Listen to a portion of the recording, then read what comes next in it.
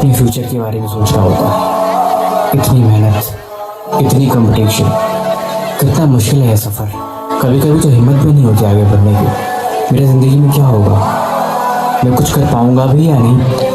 సరే, టైం పాస్కు ఒక కథ చెప్తాను, వినండి. రామేశ్వరం అనే ఊరిలో ఒక పడవ నడిపేవాడు ఉండేవాడు. ఇంటి పట్టునే ఉండే అతని భార్య, 5 పిల్లలు. బాగా పేద కుటుంబం అయినా పిల్లల్ని ఎంత కష్టమైనా పడి చదివించేవాడు. ఆ ఇల్లాలు పాపం కడుపు మార్చుకుని ఆ 5 పిల్లల ఆకలి తీర్చేది.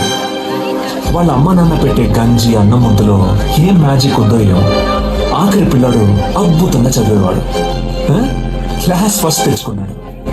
మెడ్రాస్ ఇన్స్టిట్యూట్ ఆఫ్ టెక్నాలజీ నుంచి ఇంజనీర్ అయ్యాడు. ఇస్రోలో సైంటిస్ట్ అయ్యాడు. మిస్సైల్ మ్యాన్ ఆయన బిరుదుని పొందాడు.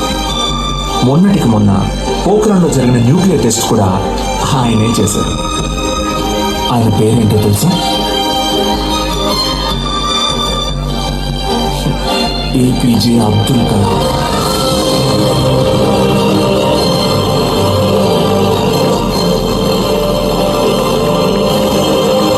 ఆ రోజు ఆ పడవ నడిపేవాడు, నా కొడుకు నాతో పాటు పనిలోకి వస్తే ఒక 4 ట్రిప్పులు ఎక్స్ట్రా వేయొచ్చు, ఒక 4 రాళ్ళు ఎక్కువ సంపాదించుకోవచ్చు అనుకోనుంటే భారతదేశం గర్వించదగ్గ సైంటిస్ట్ని కోల్పోయేవాడు.